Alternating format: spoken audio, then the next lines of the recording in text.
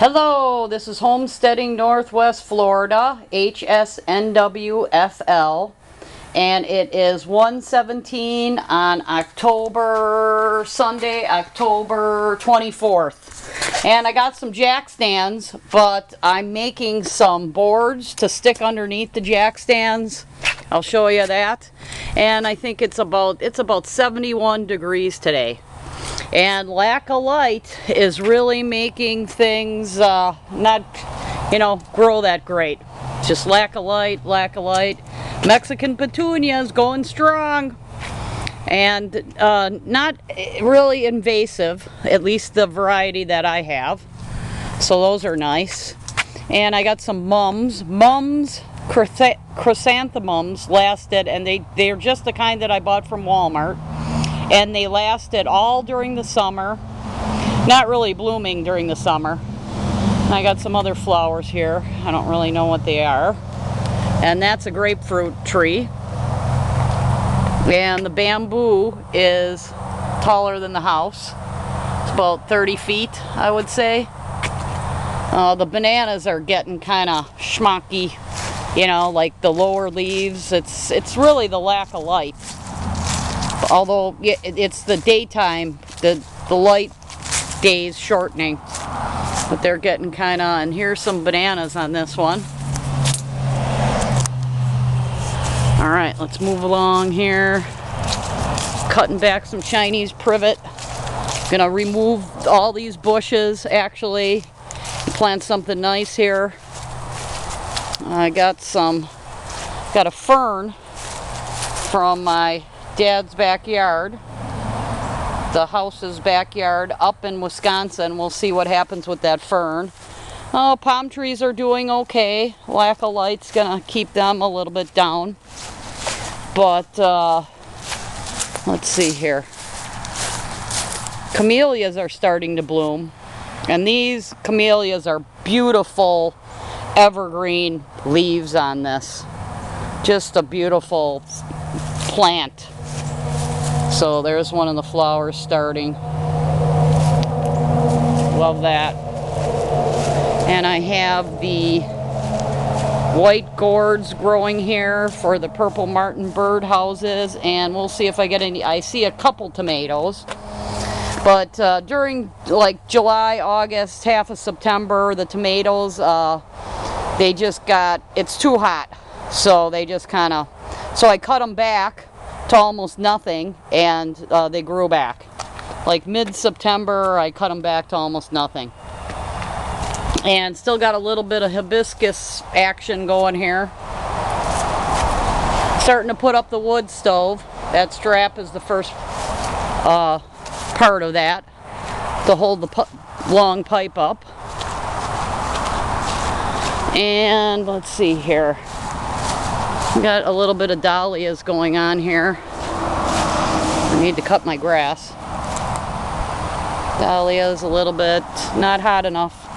And we got the copper top viburnum tree bush that's doing really well there. That will block some north wind and traffic noise, the whole thing with it. Here's some little bananas. Oh, and I cut off a banana.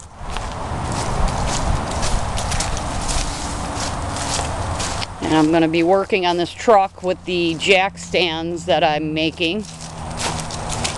Or the jack stand pads, I would guess you would call it. And I got a lot of weeds here. A lot of weeds. A lot of them I chopped back. And here's the first banana to bloom. Got to burn this stuff. Fell out of the tree, about 30 feet high. Oh, here's the first banana to bloom. And let's see, here it is. And I did cut one banana off with a very clean alcohol sanitized knife, and there was really nothing inside of it. So I don't think the temperature is enough for these bananas to ripen. But made a lot of compostable fertilizer for the banana tree. Oh, here's another group of, like you can see the tree is about 25 feet high. There's that. This is the timber bamboo, but I kind of pushed it down. I didn't like that it was blocking the other stuff. And the stalks of the timber bamboo, it really hasn't, I heard it takes like 5 years to get really going. So the stalks are not really thick compared to my other bamboo. And we still have some canna lilies. Here's some dahlias back here, and I should probably dig all my dahlia bulbs up and dry them out. We'll see if I get the energy to do that. Oh, I got azaleas. Here's a couple azalea bushes that I planted. There's azaleas. They say, when they sell them at Walmart, they say fall blooming, spring blooming and fall blooming. Now here's my palm tree that I moved out of the container in spring. Once I dug this bed, it's now full of weeds.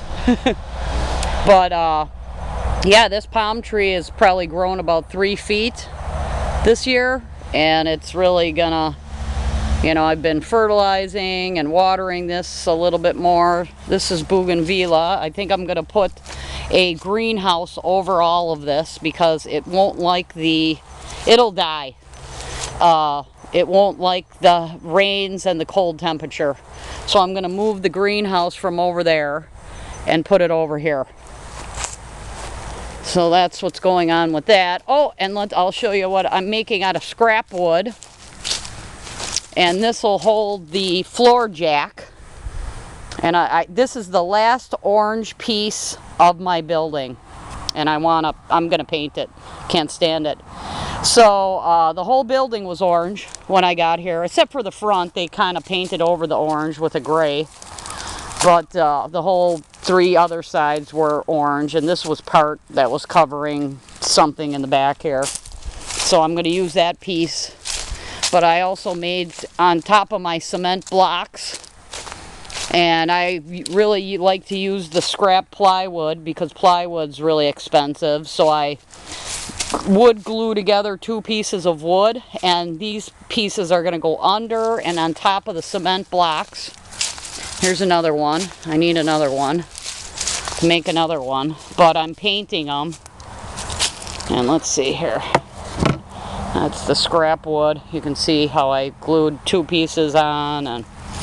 But I think I'll probably end up bringing, once the project is done, I'll bring it in the house. And yeah, I still got a flat tire here. And now I really believe that it's the brakes that's leaking all that fluid onto this wheel. But we'll get more into that later.